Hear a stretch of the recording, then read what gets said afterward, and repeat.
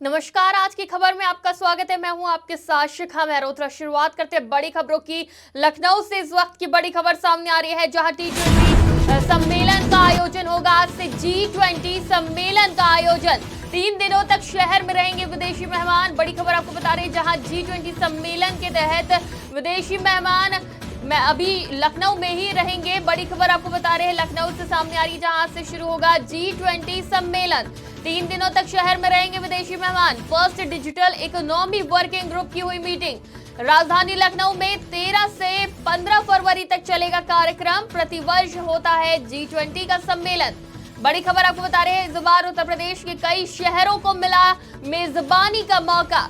बड़ी खबर आपको बता रहे हैं, 3 दिनों तक शहर में रहेंगे विदेशी मेहमान। First digital economy working group की हुई मीटिंग। बड़ी खबर आपको बता रहे हैं, राजधानी लखनऊ में 13 से 15 फरवरी तक चलेगा G20 कार्यक्रम। प्रतिवर्ष होता है G20 का सम्मेलन। बड़ी खबर आपको बता रहे हैं, जहां G20 को लेकर तैयारियां पूरी हो चुकी हैं और G20 का सम्मेलन इस बार लखनऊ में हो रहा है। उत्तर प्रदेश के कई शहरों को मेजबानी का मौका मिल रहा है। दुनिया का 75% व्यापार G20 देशों में हो रहा है। G20 देशों में रहती है दुनिया की आधी से अधिक जनसंख्या। डिजिटल इकोनॉमी का आज की दुनिया में बड़ा महत्व है और आज पहली बैठक भी हुई। सचिव ने कहा है कि इकोनॉमी का आज की दुनिया में बड़ा महत्व है। बड़ी खबर आपको बता रहे हैं, G20 का कोई स्थायी सचिवालय नहीं है। हमसे पहले इंडोनेशिया के पास अध्यक्षता थी, लेकिन अब भारत के पास है। और इस खबर पे हमारे साथ ज्यादा जानकारी के साथ हमारे साथ संवाददाता पंकज तिवारी जुड़ चुके हैं इस खबर पे। पंकज, जिस तरह से G20 की शुरुआत हो रही है इस बार उत्तर प्रदेश में कई शहरों को मौका मिला है मेजबानी का, क्या कुछ कहेंगे? जी शिखा, बिल्कुल बताना चाहेंगे।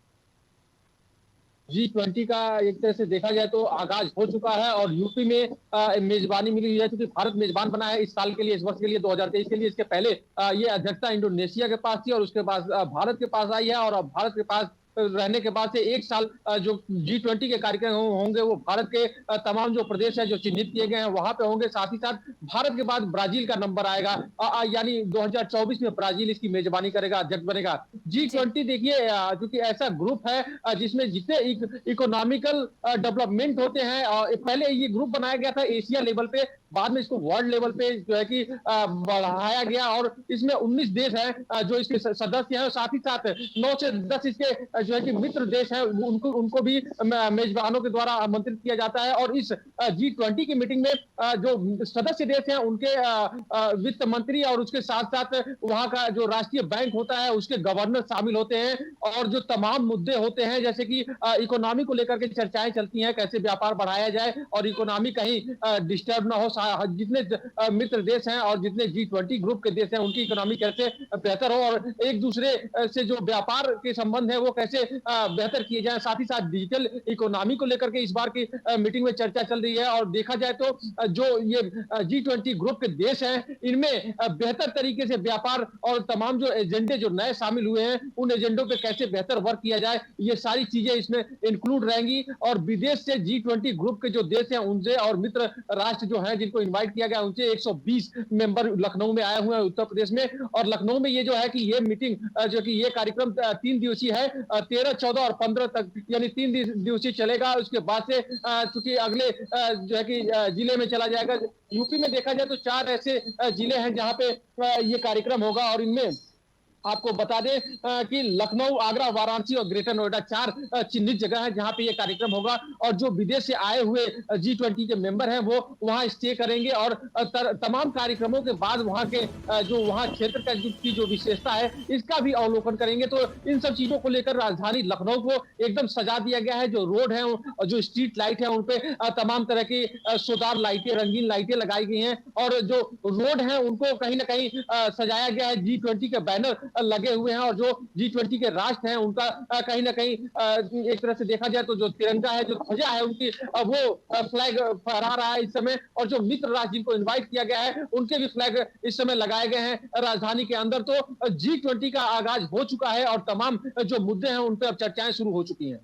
जी पंकज, पहले ग्लोबल इन्वेस्टर समिट फिर G20 दोनों कार्यक्रम एक साथ, राजधानी लखनऊ की जो तस्वीर है वो एकदम बदल गई है और इस वक्त कई विदेशी मेहमान भी यहाँ मौजूद हैं। क्या कुछ जानकारी है? जी शिखा, बिल्कुल बताना चाहूंगा कि अभी अभी जो है कि पिछले दिनों ग्लोबल इन्वेस्टर समिट जो यूपी द्वारा आयोजित किया गया था उसका समापन हुआ है राष्ट्रपति के भाषण के बाद। और उसको लेकर के यूपी को जो एक नई उम्मीद दिखाई दे रही थी, कहीं ना कहीं वो पूरी होती हुई नजर आई। और तमाम तरह के निवेशकों द्वारा प्रस्ताव साइन किए गए। विदेशी कंपनियों ने ढेर सारा अपना एक तरह से रुख दिखाया यूपी की तरफ, और एक तरह से यूपी गवर्नमेंट ने विश्वास में लेने की खरी उतरी है कि जो यहाँ इन्वेस्ट करने के लिए बेहतर माहौल और उनके पास संसाधन, साथ ही साथ सुरक्षा व्यवस्था जो है वो यूपी गवर्नमेंट की तरफ से मुहैया कराई जाएगी। और उसके बाद अब G20 ये भी चूंकि आर्थिक समूह, आर्थिक देशों का एक समूह है जिसमें जो भी इकोनॉमी, आर्थिक डेवलपमेंट जो होता है, जो व्यापार होते हैं, उनको लेकर के चर्चाएं होती हैं। और ये प्रतिवर्ष मतलब इसका आयोजन किया जाता है। इस बार मेजबानी भारत को मिली हुई है।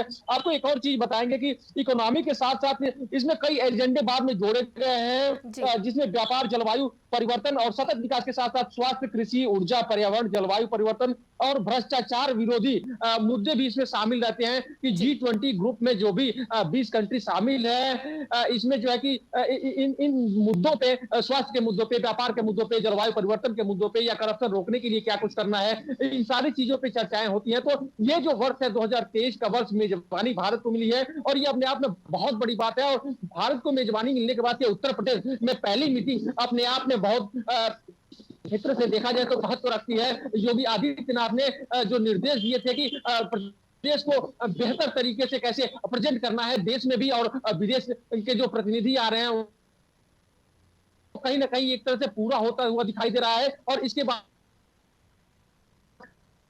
जाएगी और दोनों ये मीटिंग जो एक साथ होने का सीधा सीधा एक असर ये पड़ा है कि एक तरफ यूपी में ग्लोबल इन्वेस्टर समिट और दूसरा G20, कहीं ना कहीं यूपी की जो अर्थव्यवस्था है वो आने वाले दिनों में बढ़ेगी और निवेशक जो आएंगे वो साथ ही साथ जब यहाँ पे इकोनॉमी डेवलप होगी और निवेशक आएंगे तो कहीं ना कहीं जो यूपी के युवा हैं उनको रोजगार के लिए बेहतर अवसर मिल सकेगा। साथ ही साथ जो देश की इकोनॉमी होगी, जो 5 ट्रिलियन की बात हो रही है, उसमें यूपी का कहीं ना कहीं बहुत बड़ा योगदान होगा इसका। जी, जिस तरह से पंकज, सीएम योगी आदित्यनाथ के कई मंत्री विदेश गए और अलग अलग जगह जाकर उन्होंने काफी प्रचार प्रसार किया कि उत्तर प्रदेश में बड़ा इन्वेस्टमेंट आ सके। एक बड़ा लक्ष्य रखा गया था जिसको साधने की कोशिश की गई। क्या लगता है कितना सफल रहेगा सीएम योगी आदित्यनाथ का लक्ष्य? देखिए शिखा, बताना चाहेंगे कि देखिए ग्लोबल इन्वेस्टर समिट की बात की जाए तो आजादी के बाद 2018 तक किसी तरह का कोई इन्वेस्टर समिट नहीं हुआ था। 2018 में उत्तर प्रदेश में पहला इन्वेस्टर समिट किया गया, लखनऊ इन्वेस्टर समिट। और इसके बाद से कहीं ना कहीं एक आशा की किरण जगी कि यूपी में भी निवेश के लिए बेहतर अवसर दिया जाए तो कंपनियां आकर यहाँ निवेश करेंगी। और इतनी बड़ी आबादी है तो इसकी आर्थिक व्यवस्था, आर्थिक जो व्यवस्था को भी यूपी के कहीं ना कहीं एक स्पीड और गति मिलेगी। साथ ही साथ आबादी को उनके लायक व्यवसाय और रोजगार भी मिलेंगे। इन सब चीजों को लेकर के सीएम योगी की जो कवायद थी वो कहीं ना कहीं अब रंग ला रही है। इसके पहले देखा जाए तो टीम योगी ने विदेश का दौरा किया था और अमेरिका 7 लाख करोड़ का निवेश प्रस्ताव आया था। और कुल मिलाकर बात की जाए तो लगभग 32 लाख करोड़ से भी ज्यादा का निवेश जो है लक्ष्य रखा गया था मात्र 17.5 लाख करोड़ का। तो ये कहीं ना कहीं उम्मीद से भी ज्यादा बढ़ के निवेशकों का प्रस्ताव आया है। और जो मल्टीनेशनल कंपनियां हैं वो अगर जो यूपी की तरफ रुख कर रही हैं, इंडिया की तरफ अपना रुख कर रही हैं, तो बेहतर यहाँ पे बेहतर जो सुविधा है उसको देख करके, और यूपी में जो एक लॉ एंड ऑर्डर है और सुरक्षा की जो बात सीएम योगी के द्वारा की जा रही है, टीम योगी के द्वारा की जा रही है, उन पर विशेष फोकस किया गया है कि आप हमारे वहां आइए और निवेश कीजिए। साथ ही साथ जो बेहतर माहौल है और बेहतर सुरक्षा देने का वादा प्रदेश सरकार का है। तो ये सब देख करके निवेशक कहीं ना कहीं आकर्षित हुए हैं यूपी की तरफ। और आने वाला दिन, चूंकि निवेशक जब आएंगे तो आने वाला दिन यूपी के लिए बेहतर होगा। पीएम मोदी ने भी कहा है कि यूपी जो है कि इकलौता राज्य है देश का जहां पे 5 अंतरराष्ट्रीय हवाई अड्डे हैं और बदलते हुए भारत की तस्वीर में यूपी का सबसे बड़ा योगदान है। तो ये अपने आप में बहुत गर्व की बात है टीम योगी के लिए और पूरे प्रदेश के लिए। और साथ ही साथ जब यहाँ पे इकोनॉमिकल डेवलपमेंट होगा तो रोजगार के अवसर भी हो मिलेंगे और जो यहाँ के युवा हैं उनको कहीं ना कहीं पढ़ लिख करके बेकार नहीं रहना पड़ेगा। देखा जाए तो इसमें जो अभी ग्लोबल इन्वेस्टर समिट हुआ है, इसमें एक आंकड़ा आया, उसके अनुसार 95.36 लाख युवाओं को रोजगार के अवसर इसमें मिलेंगे। तो अभी ये आंकड़े हैं, आंकड़े और भी ऊपर जा सकते हैं, देखने वाली बात होगी। तो एक तरह से G20 और दूसरा ग्लोबल इन्वेस्टर समिट, ये दोनों का आयोजन जो यूपी में हुआ है, कहीं ना कहीं आने वाले वक्त में यूपी के विकास को और गति देगा।